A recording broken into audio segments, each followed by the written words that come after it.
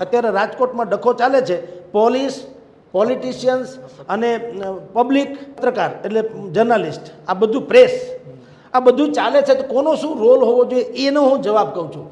પત્રકાર જો ખરેખર નિષ્પક્ષ હોય તો દુનિયાનો કોઈ માફિયો પણ એને મારતો નથી. ઉત્તર પ્રદેશમાં પત્રકારો છે જ ને, નહીં લખ્યું હોય તો ત્યાં તો અતિક અહેમદથી માંડીને કોણ નહોતા, કાં અમુકને નથી માનતા. આ ચેનલોમાં શું આવે છે તો કોઈ કાંઈ ત્યાં ગોળીબાર નથી કરતા, કારણ કે એનો બીજો આશય નથી હોતો.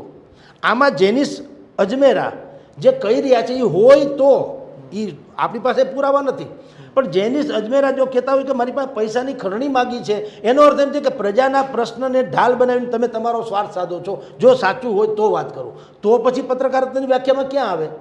કારણ કે પત્રકારનું તમને લેબલ મળે તો એવું જરૂર નથી કે તમે એમાં ખંડી કોઈની બેન દીકરીની તમે ભાળી જાઓ, નબળી કડી કોઈની ભાળી જાઓ અને તમે એને દબાવીને પૈસા લો તો બ્લેકમેલિંગ થયું.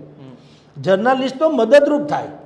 આપની જાણ ખાતર ભાવનગરમાં એક સમયે હું એડિટર હતો, એક વખતે બને એક ભાઈ કહેવાય એની બેન દીકરીનો પ્રશ્ન હતો કે સાહેબ આમાંથી મારી દીકરીનું નામ કાઢી નાખો ને તો અમારી આબરૂ બચી જાય. મેં કીધું મેટર જ ન લઉં, નામની ક્યાં સવાલ છે ભાઈ? તારી દીકરી મારી દીકરી. પત્રકારે કરવાનું શું હોય?